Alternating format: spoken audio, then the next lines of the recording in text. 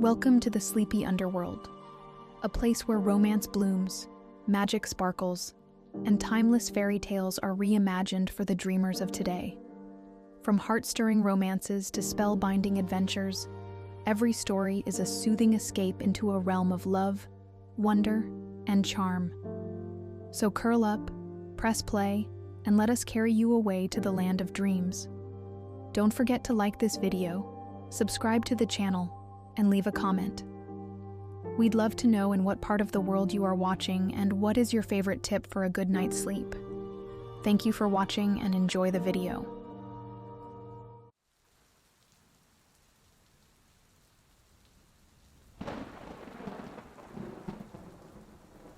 The crimson cloak wrapped around my shoulders like a lover's embrace, its enchanted silk warming me against the perpetual autumn chill gripping the moonwoods since the curse fell. My grandmother's warning echoed, "Stay on the silver path, Ruby. The woods have changed, and my strongest magic cannot protect you if you stray." A basket of healing herbs swung gently from my arm as I picked my way between pools of moonlight that dotted the forest floor.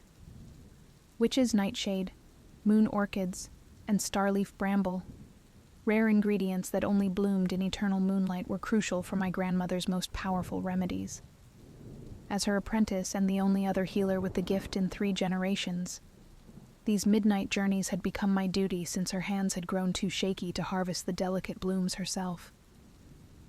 I pulled my hood closer, the fabric shimmering with the protective enchantments my grandmother had woven into every stitch with strands of her silver hair. The cloak was her masterwork, created to shield me from the dark magic that had seeped into the woods during the eternal nightfall 3 years ago. Now the moon never set, and shadows held teeth. A wolf's howl pierced the silence, closer than any I'd heard before. I clutched my silver pendant, another of my grandmother's protective gifts, warm with centuries of ancestral magic, and quickened my pace. The path ahead sparkled with moonstone pebbles, marking the safe way through the haunted woods. My boots made no sound on the enchanted stones, another of my grandmother's precautions. "You shouldn't be out here alone, Little Red. The woods hunger for innocent blood." The voice rolled through the darkness like thunder, rich and deep, sending shivers down my spine that had nothing to do with fear. I spun around, my heart pounding against my ribs like a caged bird seeking freedom. A man emerged from the shadows, moving with a predatory grace that made my breath catch.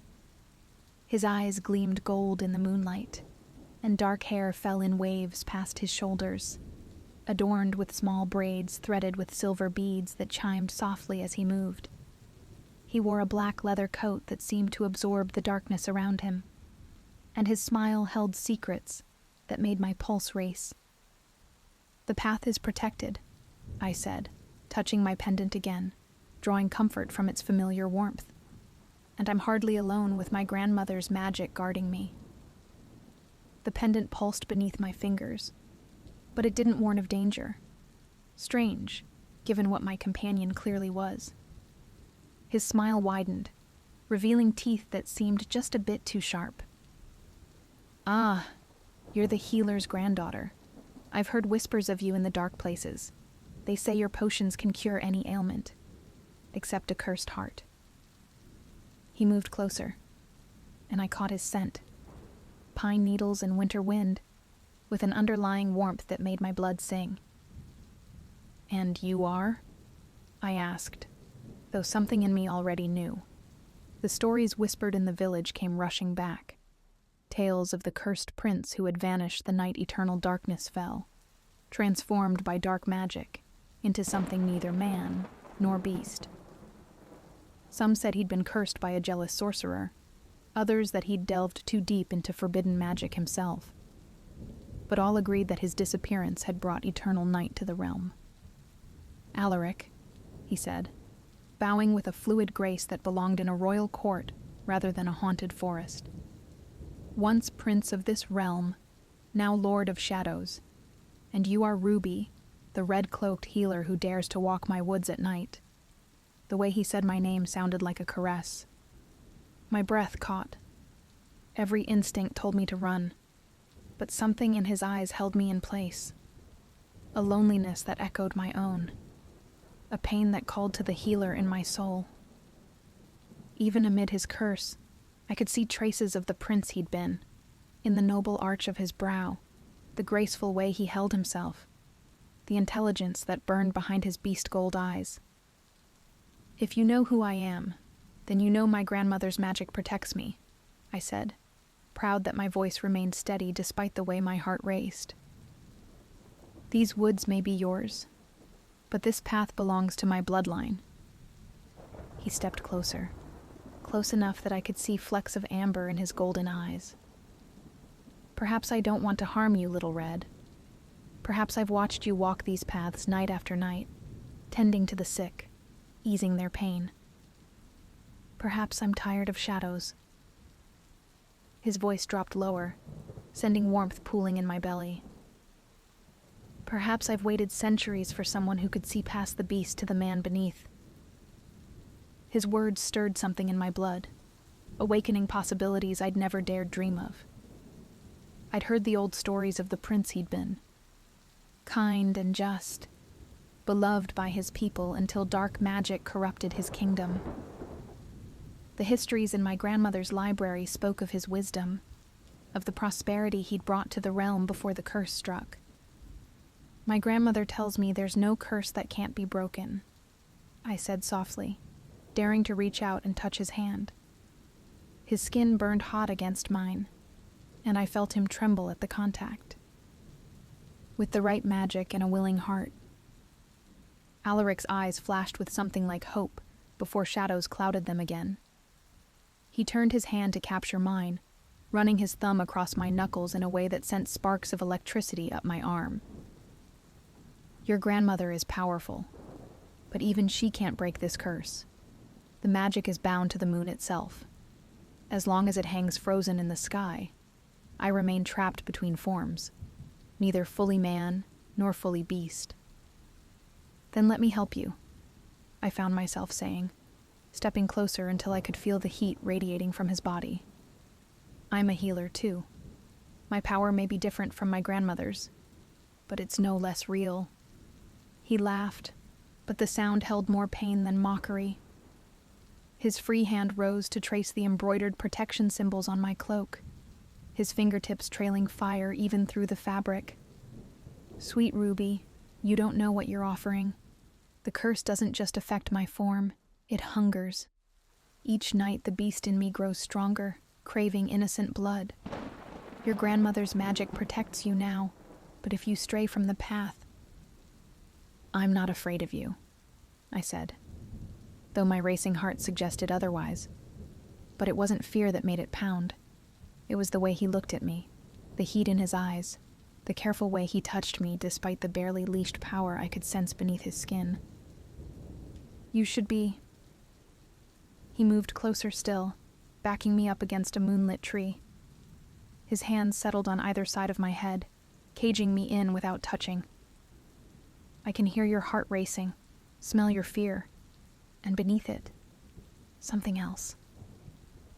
He leaned in, his nose skimming along my neck, and I shivered at the contact. Something sweeter than fear, more intoxicating than blood. I refused to look away from his intense gaze, even as his proximity made it hard to breathe. "Attraction isn't fear, my lord." His eyes darkened at my words, the pupils expanding until only a thin ring of gold remained. A growl rumbled through his chest, more felt than heard. "Dangerous words, Little Red. I'm not the man I once was." "No," I agreed, reaching up to trace the sharp line of his jaw, feeling the way he leaned into my touch like a starving man presented with a feast. "But you're not fully the beast either. And I see how you fight it. Why else would you warn me away instead of attacking? The stories say you've never harmed an innocent, even in your cursed form." Something flickered across his face. Surprise, hope, and hunger warring in his expression. His hands finally moved from the tree to my waist, pulling me closer with carefully controlled strength. You've been asking about me. Know thy enemy, I quoted with a small smile, even as I melted into his embrace. Or in this case, know the mysterious, cursed prince who haunts my woods. Your woods? His laugh this time held genuine amusement, and it transformed his face, showing me a glimpse of the man he must have been before the curse. Bold little healer. Well, I walk them more than you do these days. You just lurk in shadows. Perhaps I've been waiting. His voice dropped to a whisper, his lips brushing my ear. For what? Someone brave enough to see past the beast. Someone with magic in their blood and healing in their heart. One hand slid up to cup my cheek, and warmth bloomed beneath his touch. Someone in a crimson cloak who dares to walk in darkness. The moon seemed to pulse brighter, and suddenly I understood. All those nights I'd felt watched while gathering herbs. All the times I'd glimpsed golden eyes in the shadows. The curse. It can only be broken by someone who chooses to love both sides of you. That's why you've been watching me. Smart as well as brave, he murmured, his thumb tracing my bottom lip. But knowing the cure doesn't make it safe to attempt. The beast in me grows stronger each night. Soon I won't be able to control it at all. I covered his hand with mine, keeping it pressed to my cheek. Then we don't have much time to waste, do we? His other hand tangled in my hair, pulling me closer until our breath mingled. Last chance to run, little red. Once I claim you, the beast in me will never let you go. Instead of answering, I rose on my toes and pressed my lips to his. The kiss was fire and moonlight, danger and promise all at once. His arms wrapped around me, crushing me against his chest as the kiss deepened. I felt the moment his control slipped. Sharp teeth grazed my lip, and a growl rumbled through his chest that was pure predator. He jerked back, breathing hard. His eyes shifted fully to wolf gold, and his hands on my waist ended in sharp claws. "Ruby," he rasped. "Run." But I stood my ground, watching as he fought for control. My hands remained on his chest, feeling his heart racing beneath my palms.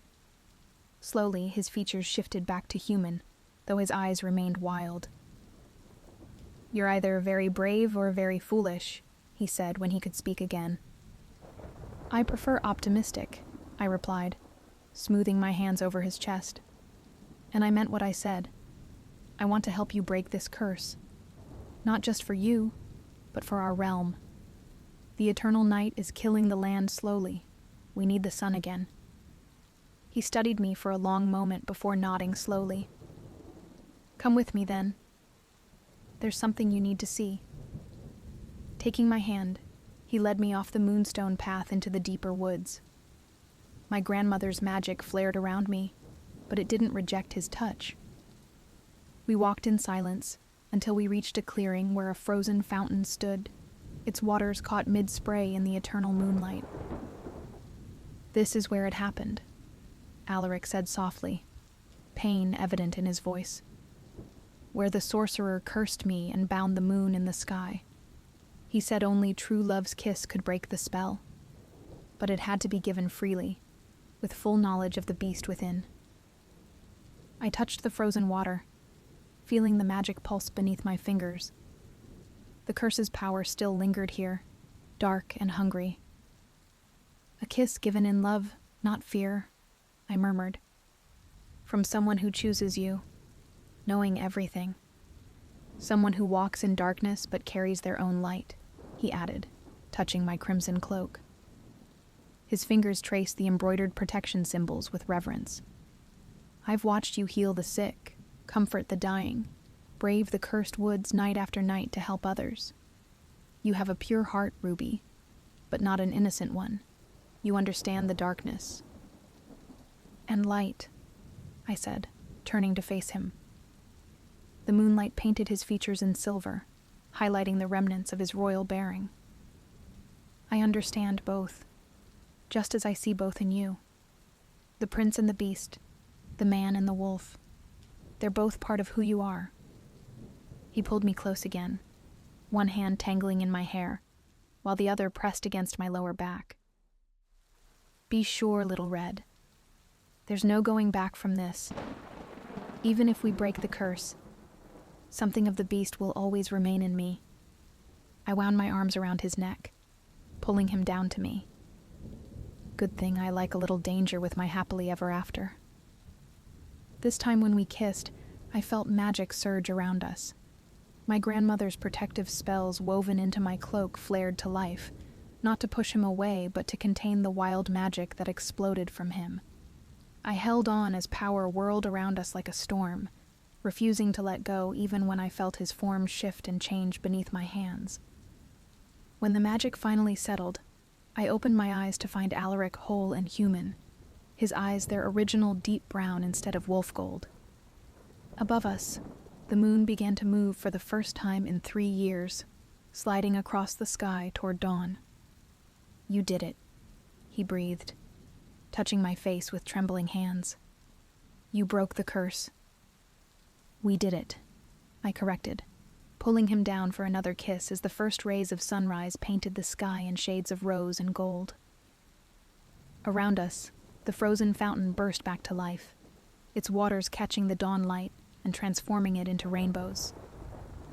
The curse was broken, but something of the wolf remained in the way he moved, in the fierce possession of his kisses, in the growl that rumbled through his chest when he pulled me close. And I wouldn't have had it any other way. They say the woods are safer now, though still touched by magic. The moon rises and sets as it should, and shadows no longer hold teeth.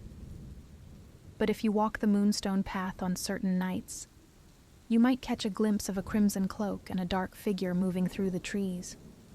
The healer and her cursed prince, forever walking between shadow and light, having found their own kind of magic in the space between fairy tales and truth. My grandmother wasn't surprised when I brought Alaric home. She took one look at us and smiled that knowing smile of hers, the one that said she'd seen this coming all along. I sometimes wonder if she'd known from the beginning, if she'd woven her protective spells into my cloak, not just to guard against his curse, but to give us both time to find our way to one another. These days, she teaches us both her healing craft, combining her ancient knowledge with Alaric's wild magic and my gift for potion making. Together, we've created cures that were thought impossible. The eternal night had left many in our realm sick or cursed themselves, but with the return of natural day and night, and our combined healing powers, the land is slowly returning to life. Every evening, as twilight paints the sky in shades of purple and gold, Alaric and I walk the woods together. Sometimes he shifts to his wolf form and runs beside me, our magics twining together as naturally as our hearts have. The crimson cloak still shimmers with protective spells, but now it guards us both as we tend to our realm and our people. And if sometimes, on moonlit nights, his kisses turn fierce and his eyes flash gold, well, that's just part of loving someone who walks the line between light and shadow. After all, the best love stories aren't about perfect princes or helpless maidens. They're about finding someone who sees all of you, shadow and light, beast and beauty, and chooses to stay. In the end, that's the greatest magic of all. The first time I saw him dance, I forgot how to breathe. Through the steam rising from the copper washing tub, his form cut through the morning mist like a dream, all fluid motion and quiet grace. It wasn't proper for the son of a duke to practice his dancing in the palace gardens where the servants worked, but Lucas had never cared much for being proper. I shouldn't have been watching. My hands were raw from scrubbing linens, and Madame Blackwood would have my head if she caught me idling. But at that moment, as Lucas spun beneath the ancient apple trees, I couldn't look away. Magic sparked in the air around him, though he couldn't see it, little motes of golden light that danced in his wake, drawn to him just as I was. My name is Elena, though my stepfamily hasn't used it in years. To them, I'm girl, or you there, or most often, ash, because I'm forever covered in soot from tending the kitchen fires. 10 years ago, I was the cherished daughter of a wealthy merchant who married what he thought was a genteel widow. 3 months after he died of fever, I learned what genteel truly meant. But I had my small magics to comfort me. My mother, my real mother, had been a hedge witch of considerable talent.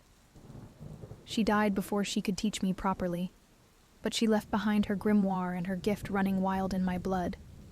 I could charm mice to help me with my mending, convince the kitchen herbs to grow despite the frost, and when I danced alone in the garden at midnight, flowers bloomed beneath my feet. Lucas didn't know about any of that, of course. To him, I was just another servant he passed in the hallways when he came to his aunt's manor for tea. Lady Blackwood, my stepmother, was forever trying to match her daughters with him. I couldn't blame her. Besides being heir to a dukedom, Lucas had a smile that could melt frost and eyes like summer storms. But there was something more to him, something that called to the magic in my blood. I watched him dance in secret for months, learning the rhythm of his movements, and the way he spoke to himself as he practiced complex steps. Sometimes he would pause and look around as if sensing someone's gaze, and I would duck behind the laundry, my heart pounding. Once, I could have sworn he smiled directly at my hiding spot, but that had to be my imagination. Everything changed the night of the Starlight Ball. It was a grand masquerade held once every 7 years when the moon was full for 3 nights running. Every noble family in the kingdom attended, and the magic in the air was thick enough to taste. "You'll need to press all the gowns again," Madame Blackwood informed me that morning. "And mind you don't burn them this time." She didn't need to remind me of my punishment for that past transgression. The scars on my palms remembered well enough. What she didn't know was that I had burned the gown deliberately, after seeing the way she had struck Ruby for speaking out of turn. My magic had reacted instinctively, protecting the only way it could. I worked through the day without rest, preparing my stepsisters for the ball. Their dresses were masterpieces of silk and silver thread, their masks adorned with peacock feathers and moonstones. As I pinned up their hair, they chattered about Lucas. "He has to choose a bride soon," Daphne said, preening before the mirror. "Father says the old Duke is insisting on it." "He'll choose me," Ruby declared, though there was a tremor in her voice. Of my 2 stepsisters, Ruby had always been kinder, trapped in her mother's web just as surely as I was. We danced together at the summer festival. I bit my cheek to keep from pointing out that Lucas had danced with everyone that night, including the elderly countess and her prize poodle. But I had seen the way his eyes glazed over during those dances, the way his smile never quite reached them. He moved with perfect precision, but no joy, like a clockwork figure going through the motions. When they finally departed in the family carriage, I allowed myself a moment of weakness. I went to my mother's trunk, the one thing of hers I'd managed to keep hidden, and pulled out her grimoire. The pages fell open to a familiar enchantment, one that could make old things new again, that could reveal the truth beneath any facade. I had never attempted anything so complex before. My small magics were one thing, but this was true witchcraft. Still, as I heard the distant music begin to drift from the palace, something in my heart shifted. The magic in my blood sang in harmony with the night's wild power, and I knew with sudden certainty that this was what my mother had been preparing me for all along. "Help me," I whispered to the mice who were my only friends. They had been watching me dance in secret for years, just as I watched Lucas. "Please." They scattered into the shadows, returning with bits of broken glass that sparkled like diamonds, scraps of silver thread, and flowers that bloomed by moonlight. I began to sing the spell, my voice trembling at first but growing stronger with each verse. The words felt ancient on my tongue, as though they had been waiting centuries to be spoken. The magic rose around me like starlight taking form. My ragged dress transformed into flowing silk the color of midnight, scattered with tiny lights that twinkled like the night sky. My mother's old mask became delicate silver filigree, and my work-worn boots turned to glass so fine it sang when I walked. But they weren't truly glass. They were crystallized starlight, harder than diamond and light as air. The last part of the spell was the most complex. As the magic settled over me, my appearance shifted subtly. Not enough to make me unrecognizable, but enough that no one would connect the glittering creature I'd become with the ash-covered servant girl they knew. It was a revelation of truth rather than a disguise, showing the person I might have been if grief and cruelty hadn't reshaped my life. The spell would last until the third moon set, the book warned. 3 nights of magic, and then everything would return to what it had been. But perhaps, whispered a voice that sounded like my mother's, that would be enough. I hadn't planned what I would do once I arrived at the ball. But as I entered the grand ballroom, Lucas turned as though drawn by an invisible thread. Our eyes met through our masks, and the world seemed to hold its breath. The magic in my blood leapt toward him like a compass needle finding true north. He crossed the room to me, bowing deeply. "I don't believe we've met," he said, though something in his voice held a question. His eyes, behind his mask of gold and obsidian, were wide with wonder. "No," I agreed, letting my normal speaking voice shift into something more melodious. "We haven't. But we have," I thought.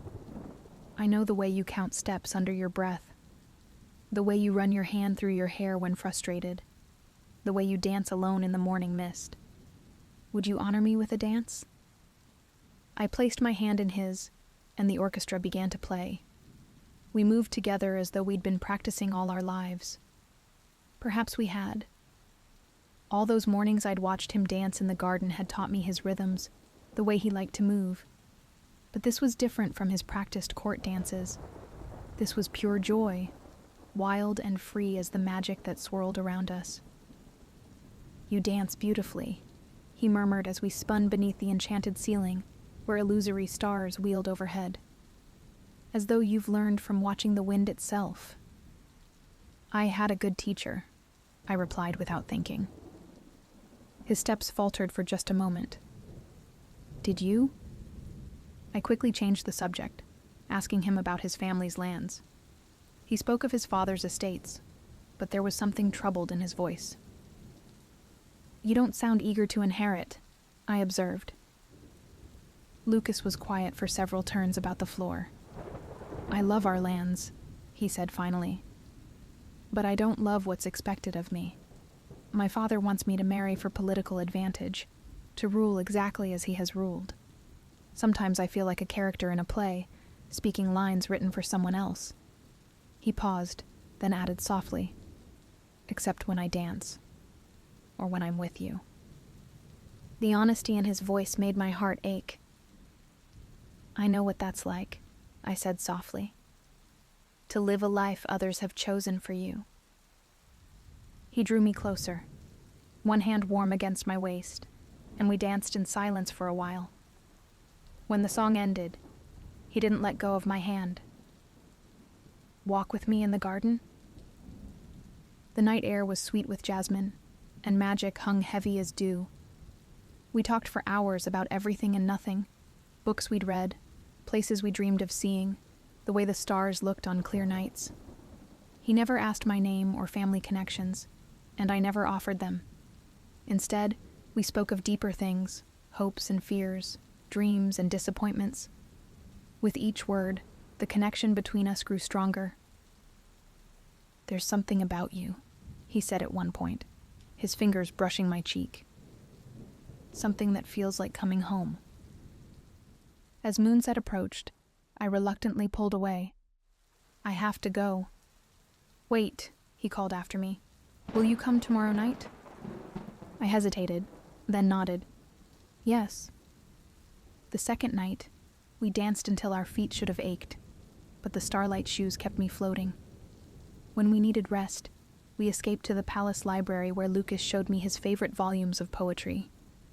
He read aloud to me, his voice making the words come alive, and I taught him the old folk songs my mother used to sing. "There's something familiar about you," he said at one point, studying my face through my mask. "As though I've known you before.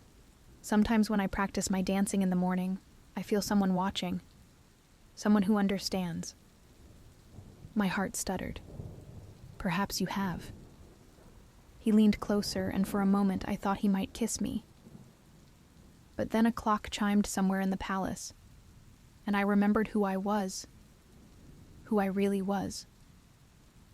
The third night, I almost didn't go.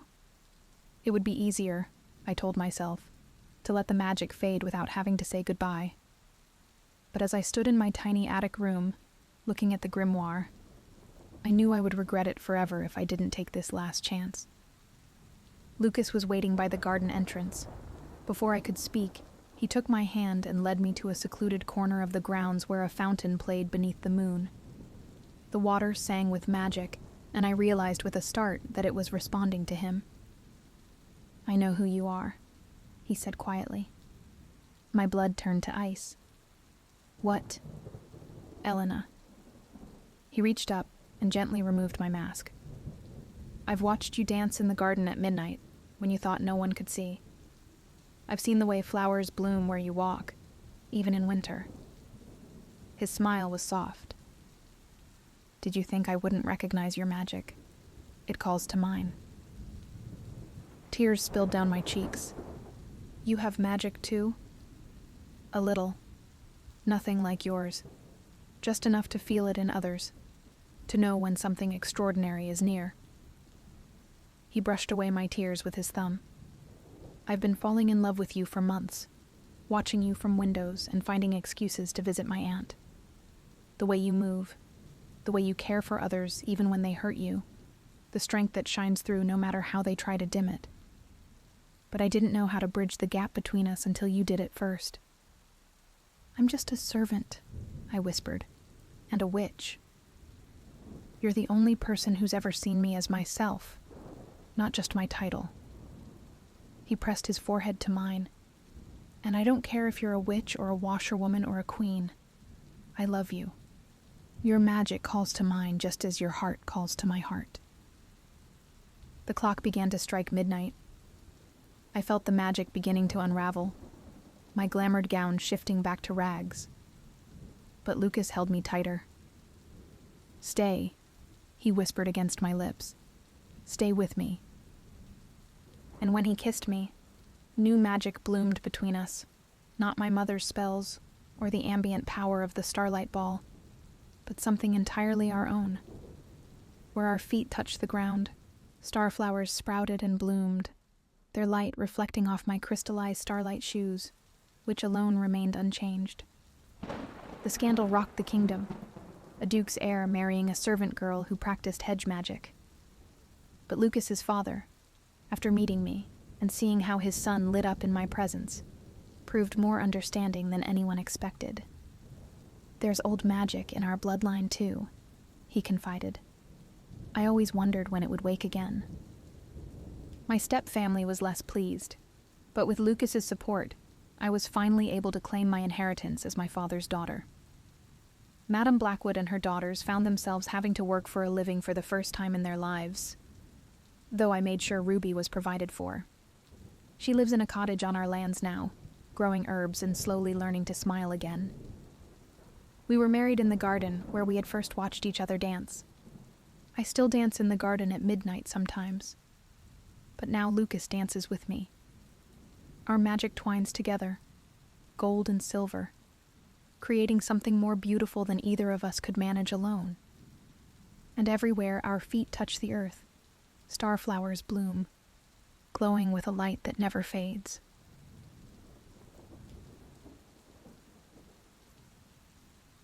I was born during the winter solstice, when moonlight painted the snow silver, and magic ran thick through the night air. My mother named me Luna before she died. her last breath frosting in the cold air as she pressed her silver pendant into my tiny hand. "Keep it close," she whispered.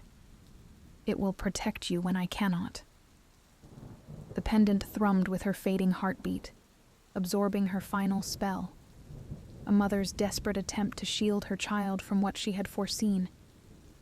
My father, the king, was never the same after her death. He wandered the castle like a ghost, touching the frost patterns she had once woven into the windows, staring at the aurora she had danced with on clear nights. The servants whispered that she had been the last of the true winter witches, that her death had broken something vital in the kingdom's magic. I grew up wild and free in the northern castle, where my mother's magic still lingered in every stone. The servants taught me what they could remember of her ways, how to speak to animals, to coax plants from frozen soil, to sing songs that made the northern lights ripple and dance. My father would watch me sometimes, tears freezing on his cheeks, as I made snowflakes dance in elaborate patterns just as she once had. But everything changed when Regina arrived. I was 12 when she swept into our court in a swirl of crimson silk, bringing summer's heat to our winter castle. She was beautiful in a sharp way, all angles and red lips and eyes that burned like fever dreams. Where she walked, the ancient frost patterns melted from the windows. Where she touched, the stones grew warm. My father seemed enchanted by her, but I saw what others didn't, how the plants withered when she passed, how animals fled from her shadow, how her reflection sometimes moved independently of her body. Most disturbing of all was her obsidian mirror, a massive black glass that pulsed with an unholy light and seemed to whisper in the dark. I didn't realize she was a blood witch until it was too late. The signs were there, the servants disappearing one by one, the strange red stains that appeared and vanished in the snow, the way my father grew weaker as she grew stronger. But I was young, and grief had made me blind to everything except my own pain. I was 18 when my father died, poisoned by degrees with magic that left no trace. That same night, unable to sleep, I wandered the castle corridors and heard Regina speaking to her mirror. "The girl must die," the mirror whispered in a voice like blood dripping on ice. "Her power grows stronger each day. Soon she will be more powerful than you. Already she unknowingly unravels your spells with her mere presence. The winter magic in her blood calls to the land, threatening everything we have worked for." "Send your huntsman," Regina commanded. "Bring me her heart. With it, I can complete the ritual and claim this kingdom's magic for my own." I fled into the night with only my mother's pendant and the clothes on my back. The huntsman caught up with me at the edge of the dark forest, his bow drawn. But when our eyes met, something extraordinary happened. The pendant at my throat flared with silver light, and his eyes cleared as if waking from a dream. "Run," he growled, lowering his weapon. His eyes were a striking amber that reminded me of sunlight through autumn leaves. Something passed between us, a recognition that shook me to my core. "Run far and deep into the forest, never return." He pressed a small knife into my hand, his touch sending sparks of electricity through my skin. "I'll buy you time, but she'll know soon enough that I've betrayed her." I ran until my legs gave out, the frozen branches of the dark forest tearing at my clothes and hair. Just when I thought I couldn't take another step, I stumbled into a clearing bathed in ethereal blue light. 7 standing stones rose from the snow, each one carved with runes that glowed with inner fire. They were arranged in a perfect circle, and in the center grew a single white rose blooming impossibly in the snow. As I approached, the stones hummed with power. Forms emerged from them, not humans, but not quite spirits either. They were the guardians of the north, ancient beings of ice and starlight who protected the wild magic of the forest. They appeared as tall, luminous figures with features that shifted like aurora lights. "Daughter of the moon," they greeted me. "We have waited long for you. Your mother spoke of your coming." "My mother?" The word caught in my throat. "She was one of us once," said a guardian, whose form rippled with shades of violet and gold. "Before she chose to take human form, to love a human king, she knew her child would bridge both worlds." The guardians took me in, teaching me to harness the wild magic in my blood. Under their guidance, I learned to bend moonlight into shields, to speak with the winter winds, to walk in dreams. I learned that my mother had been a guardian who fell in love with my father when he was a young prince, who chose mortality to be with him. The pendant she had given me was a piece of her original form, crystallized starlight that held the essence of her power. Time moved strangely in their realm. Days might have been years or minutes. The guardians taught me that all magic had a price, that power freely given was stronger than power taken by force. Regina's blood magic was an abomination, they said, a perversion of the natural order. I thought often of the huntsman who had saved me, wondering if Regina had punished him for his betrayal. Sometimes in my dreams, I saw his amber eyes, felt the electric touch of his hand on mine. The guardians exchanged knowing looks when I woke from these dreams with frost flowers blooming around my bed. But even as I grew stronger, I felt Regina's dark magic spreading through the kingdom like poison. The mirror's power grew with each life she took, each heart she fed it.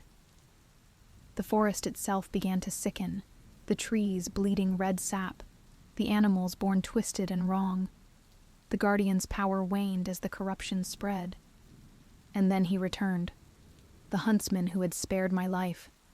He stumbled into the clearing one night, badly wounded by Regina's shadow wolves. His clothes were torn and bloody, but his eyes blazed with the same inner fire I remembered.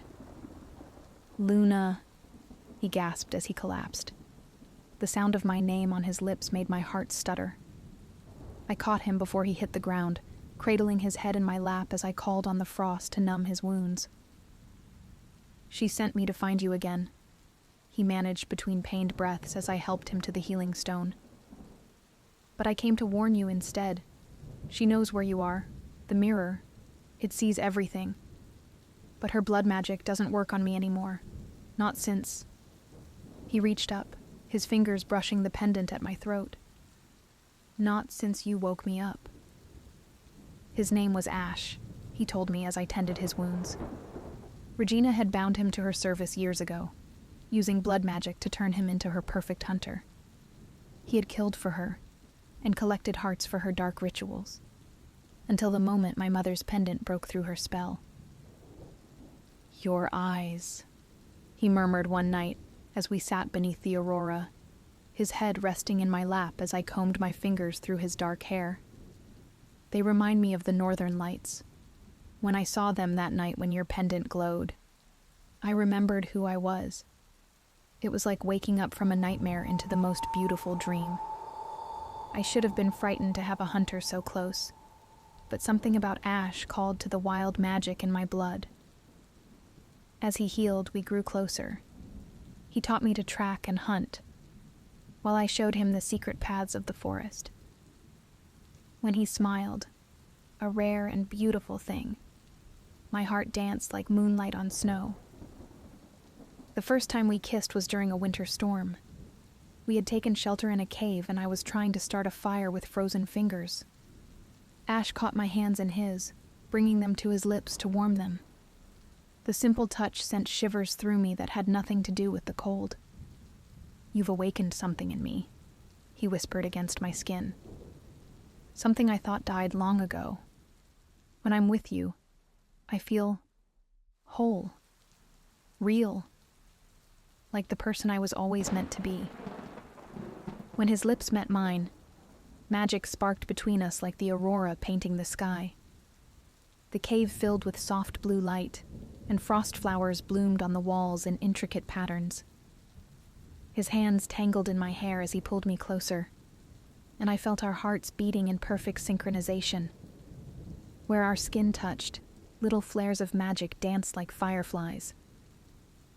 "I think I've been falling in love with you since the moment you broke Regina's spell," he confessed against my lips. Every dream, every thought, has led me back to you.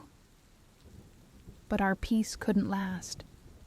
Regina's power grew stronger with each passing day, and the forest was dying. The guardians grew restless, their forms flickering like candles in the wind. The white rose in the center of their circle began to wilt.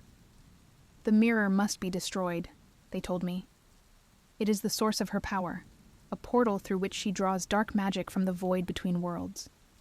But only one of pure heart and wild magic can shatter it, one who carries both human love and guardian power in their blood. I'll go with you, Ash said, when I told him I had to return to the castle. He pulled me close, his warmth chasing away the eternal winter chill. You're not facing her alone.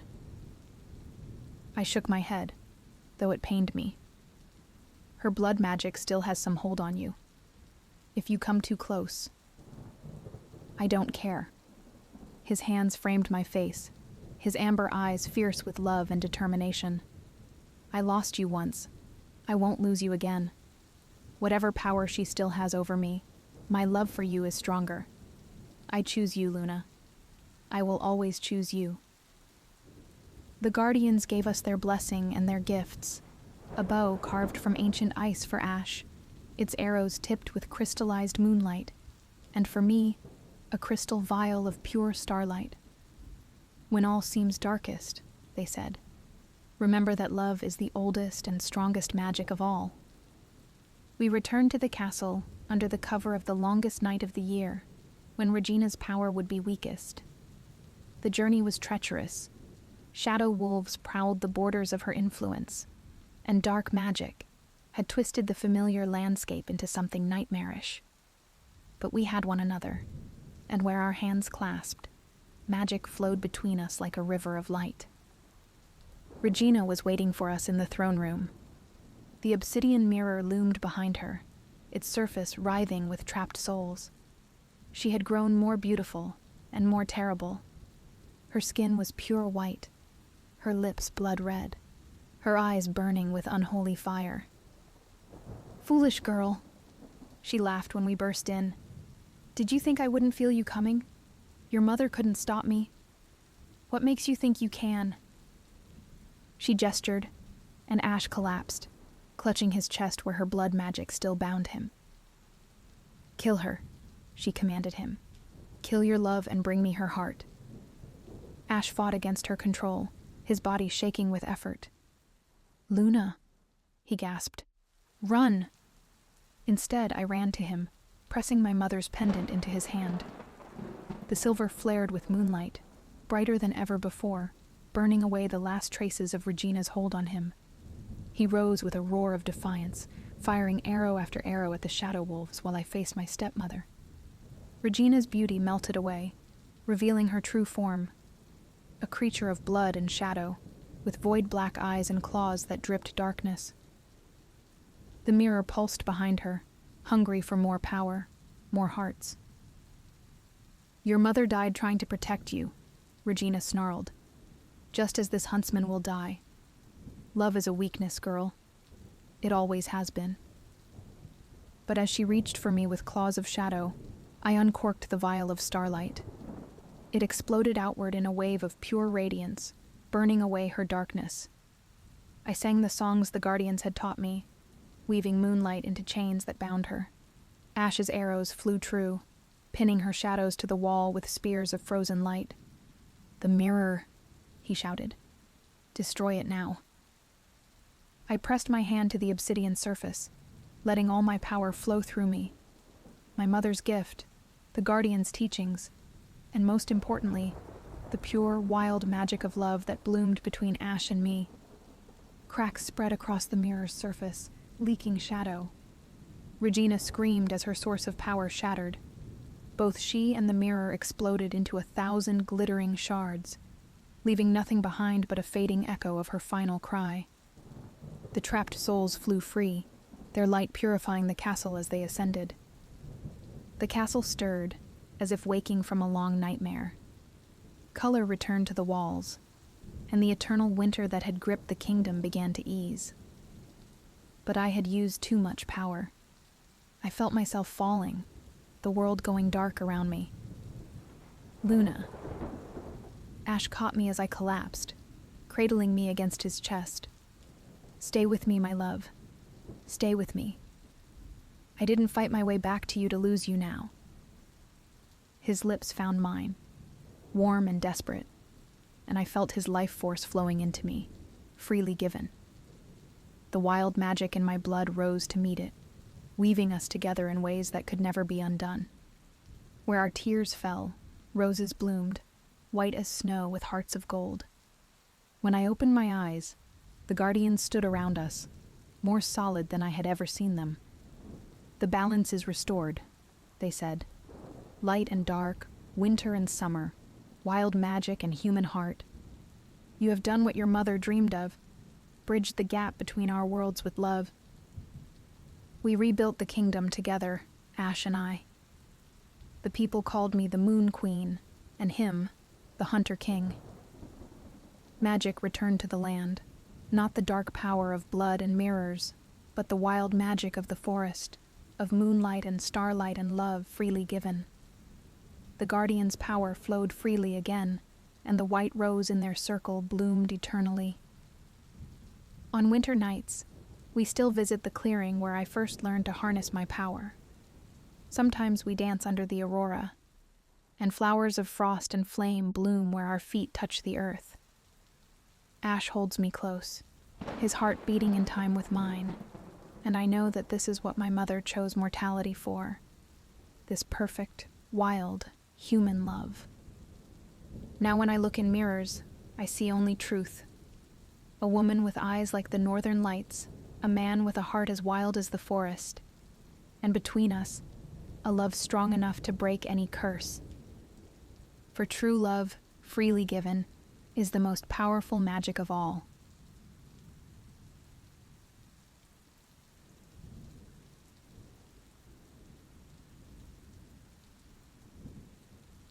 The desert night wrapped around me like a lover's caress as I scaled the palace walls, each ancient stone whispering secrets against my fingertips.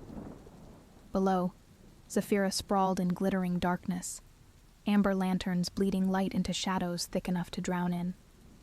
The air tasted of cardamom and danger, saffron and sin. Every breath carried my mother's ghost stories about jinn, who danced in dust devils and granted wishes to fools brave enough to ask. I am Nadir, son of a traitor, king of Zafira's shadows. The nobles spat thief like a curse, but I preferred liberator of misplaced treasures.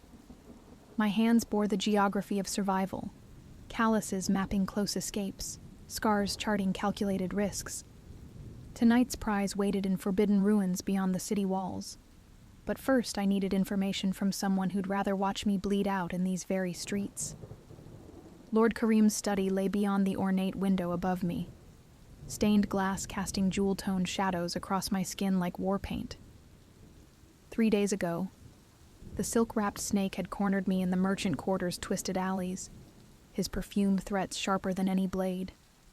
Find the artifact in the ruins, or watch your father's crimes spill from my lips to the Sultan's ear. My father could rot for all I cared. The bastard had earned whatever hell awaited him. But Kareem's knowledge threatened my carefully woven network of debts and favors, the spider's web that kept me breathing in this unforgiving city. Each step toward that window pulled the noose tighter around my throat. The window latch surrendered to my picks with a whisper that might as well have been a scream in the stillness. Moonlight filtered through latticed screens, painting silver lace across scrolls and ancient texts. The room reeked of ink and aging parchment, but underneath lurked something older, something that raised every hair on my neck and set my teeth on edge. I moved like smoke across the intricate carpet, soft leather boots finding purchase between the patterns. My breath caught as a door creaked, sharp as breaking bones in the quiet. I melted behind heavy curtains that smelled of dust and secrets, my lungs burning as I held my breath. Through the gauzy fabric, I watched Lord Kareem enter, but he wasn't alone. The woman who followed, Christ's blood. Her feet didn't touch the ground. Starlight caught in her hair like trapped constellations, and power radiated from her skin in waves that made my bones ache with longing. "The thief retrieves it tonight," Karim said, satisfaction dripping from his voice like honey from a blade. Moonlight caught his rings, each gem worth more than most earned in a lifetime. "Once he brings the veil, we begin." The floating woman's laugh chimed like crystal shattering in reverse, beautiful and terrible. "Careful, my lord. Some prizes burn those who grasp them too eagerly." Her voice carried echoes of windswept dunes and star-drunk nights, and something deep in my chest responded like a struck chord. They drifted deeper into the palace, their words fading, but I had what I needed. A veil waited in those ruins, one that made ethereal beings take notice. Destiny coated my tongue, sweet as stolen honey and twice as dangerous. The desert beyond Zafira's walls knew my secrets, like a lover knows scars. Sand shifted beneath my feet, like liquid silver as I navigated dunes that glowed under the full moon's hungry eye. The ruins rose from the wasteland, like the skeleton of some primordial beast.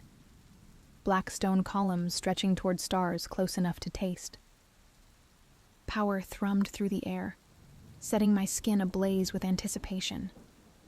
The entrance to the underground chamber lay half buried, the stone steps worn smooth by centuries of the desert wind's caress. Each step down felt like descending into another world. The air thickened with age and magic, walls gleaming with embedded crystals that cast light in patterns that hurt to look at directly.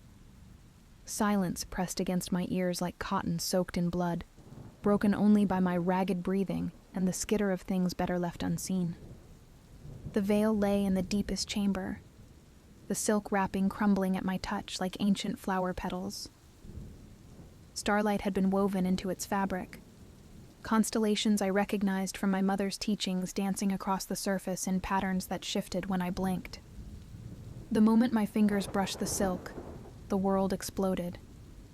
Light tasted like lightning, smelled like the space between stars, burned like the first touch of a lover's mouth. She emerged from the radiance like flame taking human form, and the air itself bowed to her presence. Hair dark as the void between constellations flowed around her like liquid night. Her eyes held centuries of wisdom, pools of molten gold that saw straight through flesh to the trembling soul beneath. Gold bangles adorned her wrists, but these weren't jewelry. They were bonds that pulsed with their own inner fire. Her skin glowed with a radiance that cast shadows in shades I had no names for. At last, the words tumbled from her lips like a blessing and curse combined. Her voice carried notes of singing sand and windswept eternity, and something low in my belly clenched in response.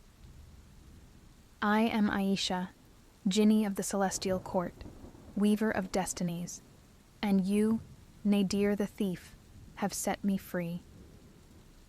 Every story warned about the dangers of dealing with jinn. Every rational thought screamed at me to run. Instead, I found myself drawn closer, caught in her gravity like a moth to a flame. The space between us crackled with an energy that made my skin sing and my breath catch. "3 boons I offer," she continued, moving with a fluid grace that made her seem to float rather than walk. Each step brought waves of her intoxicating scent, starfire and desert roses, ancient magic and infinite possibility. 3 chances to rewrite the story fate carved into your bones. Choose wisely, for every wish bears a price that burns. Her nearness made my head spin, my senses overwhelmed by her otherworldly presence. Heat radiated from her skin like fever, and I found myself wondering what those full lips would taste like. "What do you gain from this arrangement?" A smile curved her mouth, mysterious as moonrise. She circled me slowly, her movement stirring air that tasted of honey and lightning. "Perhaps I enjoy watching mortals dance with destiny." Her fingertips brushed my shoulder as she passed, leaving trails of fire in their wake. Or perhaps your choices will write a story neither of us can imagine. The touch sent lightning through my veins, and I had to clench my fists to keep from reaching for her. That night marked the beginning of my salvation and damnation. My first wish formed on my lips like a prayer, heavy with consequence. I wish for the means to expose Lord Kareem's darkest secrets. Aisha's eyes flashed like distant lightning. She raised her hands, the gold bangles chiming like temple bells, and the air filled with dancing lights that coalesced into images, secret meetings in shadowed corners, scrolls hidden behind false walls, coins passing between trembling hands. Each scene burned itself into my mind with crystalline clarity. "Be careful, little thief," she murmured, her fingers brushing my cheek with an electric touch that left trails of starlight on my skin. The contact sent heat racing through my blood like wildfire. Knowledge cuts both ways. Lord Kareem's fall from grace sent shockwaves through Zafira's nobility. But Aisha's price revealed itself in my dreams. Nightmares filled with celestial fire that burned cold as winter. Voices speaking in tongues that made my ears bleed. Each morning, I woke to find star marks spreading across my skin, like slow-burning constellations. Each point of light, a reminder of the power coursing through my veins. Aisha stayed with me through those dawn hours when nightmares faded, though she could have vanished into the desert winds. Her presence beside me felt like sunlight breaking through storm clouds, her touch cooling the burn of transformation. We spent nights on rooftops where the city's heat rose like invisible incense, and she taught me the true names of stars in a language that tasted like stardust. Her laughter made my heart race like a hunted thing, and when our eyes met across crowded markets, the world held its breath. Each accidental touch sent sparks dancing across my skin, adjusting her veil, reaching for the same object, standing close enough that her otherworldly warmth seeped into my bones like wine. I found myself creating excuses to be near her, craving her presence like an addict craves his poison. My second boon went toward protecting those I loved, the street children who served as my eyes and ears, the merchants who helped me fence stolen goods, the elderly couple who'd taken me in after my mother's death. Aisha's magic wove golden threads of protection around them, shimmering in my enhanced vision like morning sunlight on spider silk. But the price was steep. Each person I protected became bound to a prophecy I didn't yet understand, their fates intertwining with mine like threads in an enormous tapestry. The mortal and celestial realms were never meant to touch so closely, Aisha explained one night, as we lay among silk cushions on my hidden rooftop sanctuary. Stars wheeled overhead like scattered diamonds, and her head rested on my chest as if she could hear the way my heart beat in time with her magic. The weight of her, the warmth, it was driving me slowly mad with want. Every time they do, fate demands rebalancing. I traced the patterns of her binding marks, which had begun to fade like old guilt. Her skin felt like moonlight made solid beneath my fingertips, and I had to fight the urge to explore every inch of her with hands and mouth. What happens when they fade completely? Her eyes met mine, ancient sadness swirling in their golden depths. Then I must return to the celestial courts unless... Unless? The word came out rougher than intended, betraying the hunger building in my chest. Unless a mortal soul freely offers to take my place. Her fingers brushed my star-marked skin, sending shivers of pleasure and power through my body. The prophecy speaks of a thief marked by stars who will either bind the realms together or tear them apart forever. Understanding hit like a physical blow. I'm not just your liberator. I'm your replacement. She pulled away, the silk cushions whispering beneath her movement, but I caught her hand. The contact sent sparks of celestial fire dancing between our joined fingers, illuminating the darkness with miniature constellations. "No," she whispered, her voice carrying notes of stardust and sorrow. "I chose you because, in all my centuries of watching mortals, I've never seen a heart that burns as brightly as yours." The truth of her words resonated in my chest like a struck bell. I drew her back to me, my free hand cupping her face.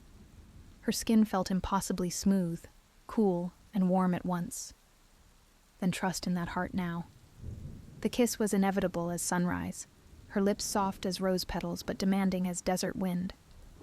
She tasted of starlight and honey, of ancient magic and infinite possibility. When her tongue met mine, heat exploded through my veins like liquid gold. Her hands fisted in my hair, pulling me closer as I mapped the curve of her waist, the silk of her skin. We broke apart, gasping. Our foreheads pressed together as power crackled between us like visible lightning. Dark forces gathered as my star marks spread across my skin like blooming night flowers. Shadows whispered of beings crossing from the celestial realm. Ancient jinn who moved like oil on water and wanted Aisha returned to her bonds. Their presence turned the air thick and cold, making each breath a struggle. We ran through Zafira's labyrinthine streets, where fear mixed with night-blooming jasmine. My knowledge of the city's secrets became our shield. Hidden courtyards where fountains sang midnight lullabies, abandoned towers where desert winds played ethereal melodies, secret gardens where magic still lingered in soil centuries old.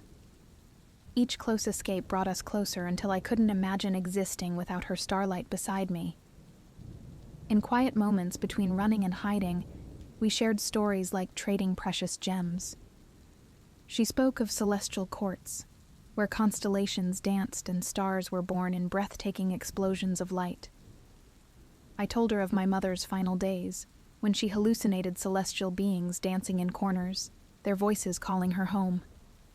Between words, we touched, our fingers intertwining, our shoulders brushing, her head on my chest as we caught our breath. Each contact sent heat spiraling through me, building toward something that felt like destiny itself. The final boon hung between us, heavy with consequence. I could wish us both free of the prophecy, but the price would devastate both realms. I saw it in my dreams, worlds tearing apart like wet paper. I could wish her bound to the mortal world forever, but that meant trapping a being of starfire and flesh, watching her light dim like a captive star. The choice was taken from me the night the shadow jinn found us. They rose from darkness like smoke given form, their voices harmonizing in tones that made my bones vibrate and my star marks burn like brands. The air grew thick with their power, tasting of ash and endless void. Aisha stood proud before them in our hidden sanctuary, her power flickering like a candle flame refusing to be extinguished. Starlight gathered around her like armor, and despite everything, my breath caught at her fierce beauty, eternal as the desert itself. "Your time ends, sister," one shadow said, the voice like silk sliding over steel. "Balance must be maintained." I stepped between them, my star marks blazing with light that pushed back the darkness. Power surged through my veins, burning away my fear and doubt. There are other ways to maintain balance. Understanding dawned in Aisha's eyes, golden as first light. "Nadir, don't..." I spoke my final wish into existence, each word carrying destiny's weight. I wish for the power to choose my own fate. Magic exploded through the chamber like a star being born. My star marks burned like live coals, each point of light a window to infinity. Ancient power rushed through me, not just celestial fire, but something new, born of my mortal heart and an immortal soul, of human love and divine power. The shadow jinn recoiled as light poured from my body in waves. I reached for Aisha with hands that sparkled like the night sky, completion singing in my blood. "I choose this," I said, my voice carrying echoes of both worlds. "Not as your replacement, but as your equal." Our kiss tasted of stardust and prophecy fulfilled. Power flowed between us like water finding its level, transforming rather than transferring. my mortality mixed with her celestial fire, until we became something entirely new. Beings of twilight, walkers between realms. Where our lips met, new stars were born. The shadow Jinn bowed before this new magic, recognizing that balance could be found in transformation rather than separation. As they faded like mist before dawn, I pulled Aisha closer, reveling in how our energies danced and merged. "Was this your plan all along?" I asked, watching starlight play across her skin like dancing flames. She smiled, and it held all the mystery of desert night and all the warmth of summer dawn. "I planned to free myself. I never planned to fall in love." We rule the twilight hours now, moving between realms as easily as crossing market streets. The star marks on my skin have become a map of our journey, each point of light a reminder of choices made and prices paid, of love freely given and destiny embraced. Aisha's binding marks have transformed into patterns that match my own, linking us in ways deeper than magic, more eternal than fate. Each night, we dance between starlight and shadow, our powers entwined like lovers' hands. We watch over both realms, helping others find paths between what is and what could be. The desert winds carry our story to those who know how to listen, a tale of a thief who stole a genie's heart and a genie who taught a mortal to touch the stars. In the end, it wasn't power or prophecy that rewrote our destinies. It was love, freely given and freely returned. Each kiss still tastes of starlight. Each touch still sends sparks of magic dancing across our skin. We are one another's greatest wish, greatest risk, and greatest reward. And in the desert night, where magic whispers through ancient stones and starlight weaves patterns of possibility, we continue writing our story. One that proves the greatest power lies not in what we wish for, but in what we choose to become.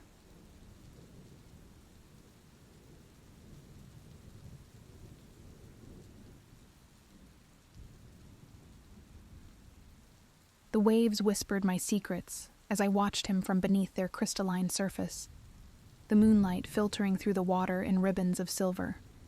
I had ruled these waters for centuries, commanding currents and calming storms with mere thoughts, my magic flowing through the seas like liquid starlight.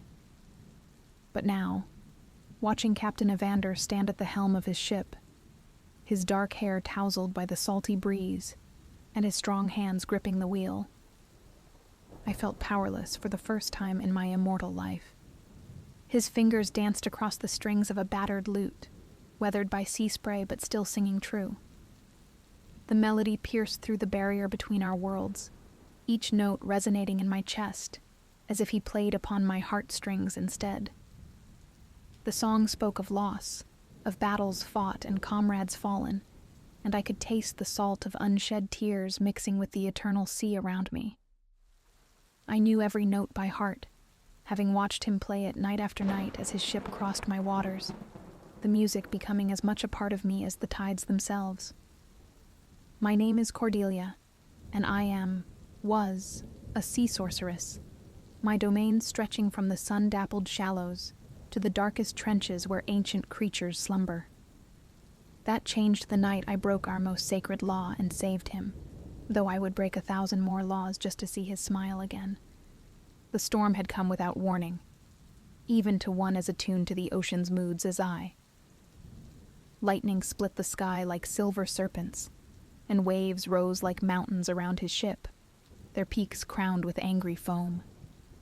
I watched in horror as a massive swell swept him overboard, his lute still clutched in his hands, his body small and vulnerable against the ocean's fury. Without hesitation, I surged forward, my powerful tail cutting through the churning waters, the scales gleaming with their own phosphorescent light. His eyes met mine as I wrapped my arms around him, his eyes the color of storm clouds, wide with wonder rather than fear. Their depths held such pain, such loneliness, that I felt it echo in my own immortal heart. In that moment, as the storm raged around us, and his warmth seeped into my cold skin. I knew I would risk everything to see those eyes again, to understand the stories written in their stormy depths. The ancient temple of the banished ocean god lay in the deepest trench of my realm, where even the bravest of my kind feared to swim. Marble columns, green with age and draped in luminescent seaweed, rose from the darkness like the ribs of a long-dead leviathan. Strange, eyeless creatures darted through the shadows, drawn to the last remnants of the god's power.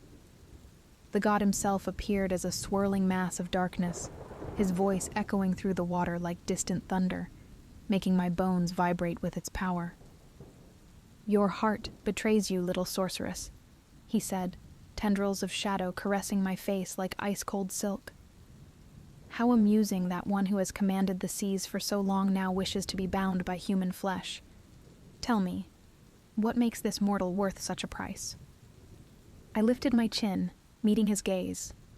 3 swirling vortexes of ancient power. Love makes fools of gods and mortals alike. Name your price.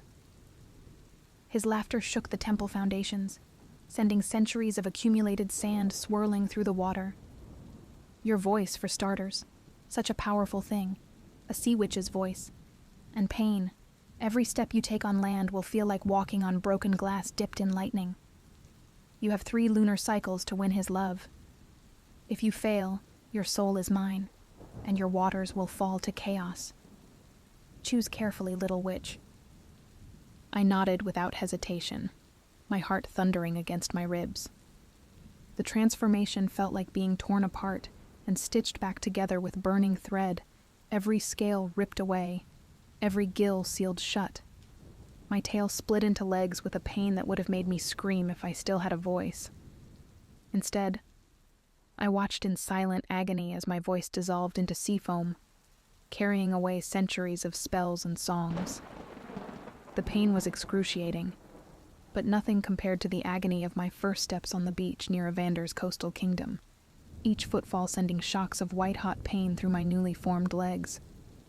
A fisherman found me wrapped in seaweed and sailed me to the harbor, his weather-beaten face kind as he draped his rough wool cloak around my shoulders. Word of a mysterious woman discovered on the shore spread quickly through the port town, whispers following me like trailing seaweed as I was led through streets that smelled of salt fish and fresh bread, eventually reaching the castle where Evander served as the kingdom's naval commander. I will never forget the moment he first saw me on land. The morning sun caught the silver threads in his dark hair, and those storm-gray eyes widened with recognition. Not of who I truly was, but of something familiar he couldn't quite place. Something that called to him as surely as the sea itself. He offered me shelter in the castle, moved perhaps by the same inexplicable pull that had drawn me to him, his calloused hand gentle as he helped me up the stone steps. Each day brought new challenges and discoveries. The pain of walking was constant, like treading on shattered stars, but I learned to dance through it, expressing through movement what I could not say in words. I watched Evander closely, learning the weight he carried in the set of his broad shoulders, the shadows that crossed his face when thunder rolled in from the sea. The war had left more than physical scars. He blamed himself for leading his men into an ambush that cost many lives, their ghosts haunting him in the quiet hours before dawn. At night, I would find him on the battlements, playing his lute to the sea as if seeking answers in its endless depths. I began to dance to his music, my feet bleeding in my silk slippers but my heart soaring with each turn. Sometimes, he would watch me with an intensity that made my heart race, as if trying to understand the emotion I poured into every movement. His music would change then, becoming something softer, sweeter, a melody that spoke of hope rather than regret.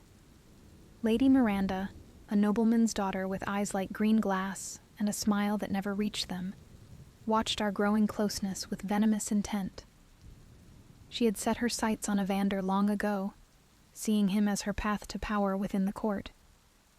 Her whispered rumors painted me as a spy, a witch, if only she knew how close to the truth she was.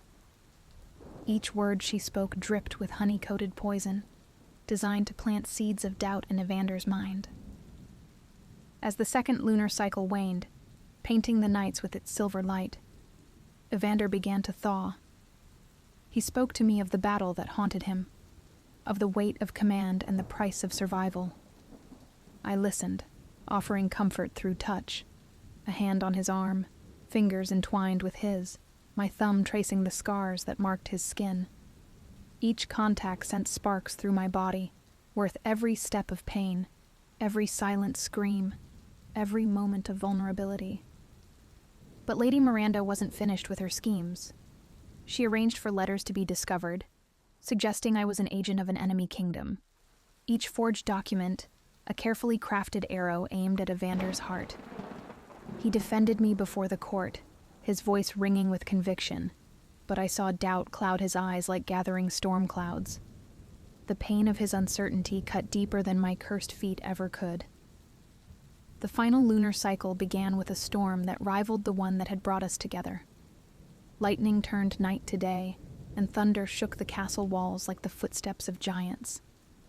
As rain lashed against the windows, Miranda confronted Evander with her most damning evidence: fabricated documents bearing my real identity, sealed with stolen wax and forged with malicious care. I knew I had to choose before the rising tide of lies drowned what we had built. That night, I took Evander's hand and led him to the shore, each step sending shards of agony through my legs. The waves called to me, singing of home and power and freedom from pain. But as I looked into his storm-gray eyes, now dark with concern and confusion, I knew I would choose this agony 1,000 times over. I pressed his hand to my throat, letting him feel the smooth skin where my voice should have been. Then I drew symbols in the wet sand, telling him everything. What I was, what I had sacrificed, why I couldn't speak. With each revelation, I prepared for rejection, for disgust, for fear. My heart pounded against my ribs like waves against a cliff, threatening to break me apart. Instead, he pulled me close, his arms strong and sure around me, his warmth chasing away the chill of fear. "I hear you," he whispered against my hair, his voice rough with emotion. "I've always heard you. In every dance, every touch, every silent moment, you've been singing to my soul." The kiss that followed felt like breaking through the surface after a deep dive. That first, desperate breath of air. His lips were soft against mine, tasting of salt and something sweeter, something purely him. Love bloomed between us like coral, beautiful and strong and slowly built. His hands cradled my face as if I were something precious, something worth protecting, worth cherishing. His lips found mine again and again, each kiss a different kind of magic than any I had known beneath the waves. The ocean god appeared as the third moon reached its peak, his darkness spreading across the water like spilled ink. "How disappointing," he said, his voice carrying across the waves like an Arctic wind. "I had so looked forward to claiming your soul. The chaos we could have created together would have been magnificent." Evander stepped forward, his lute in hand, and his eyes blazing with determination. "You can't have her," he declared, his voice steady and strong against the god's ancient power. "Bold words from a mortal," the god sneered, his form writhing with shadows. "What could you possibly offer in exchange? What could equal the power she would have brought to my realm?" Evander began to play, not his usual melodies of loss and regret, but something new. A song of love and redemption, of finding light in the darkest depths, of two hearts beating in perfect harmony despite all odds. As the music swelled, I felt power surge through me, ancient and new all at once. My voice returned in a rush, joining his song in perfect harmony, our music weaving together like streams joining a river. The god recoiled as our combined music wove a spell more powerful than any I had cast before. Love, I realized, was its own kind of magic, one that even the oldest gods must respect. It flowed between us like a current, strong and deep and endless, more powerful than any curse or blessing. "Keep your soul," the god spat, his form already fading like mist before the morning sun. "And your voice. But the pain remains, a reminder of your choice, of what you gave up for this mortal love." I turned to Evander, touching his face, memorizing every line and plane by touch. "Every step is worth it," I said, speaking to him for the first time, my voice rough from disuse but full of love.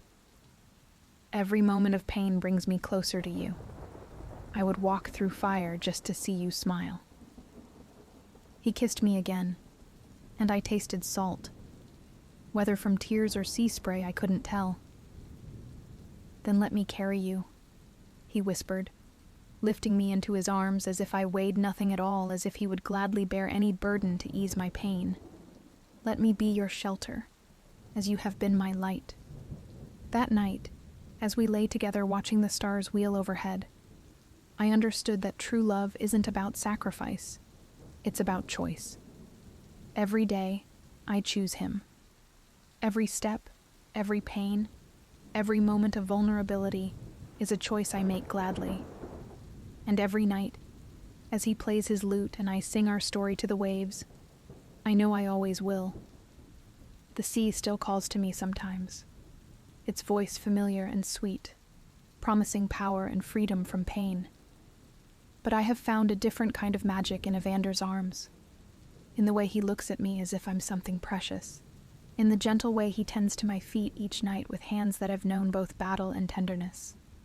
We have built a life between two worlds, not quite of the sea, not fully of the land, but perfectly our own.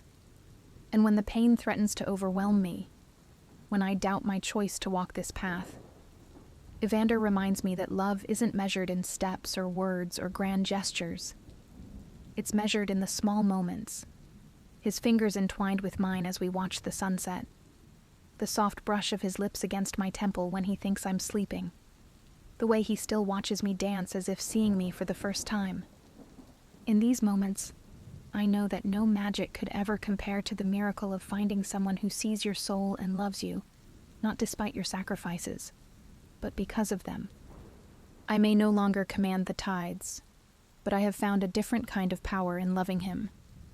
It flows between us like an eternal current, strong and deep and endless. And that, more than any magic, more than any power or immortality or painless step, is worth every price I paid to find it. For in his arms I have found something even the ancient gods cannot grant. A love that transforms, heals, and makes every moment of pain bloom into something beautiful.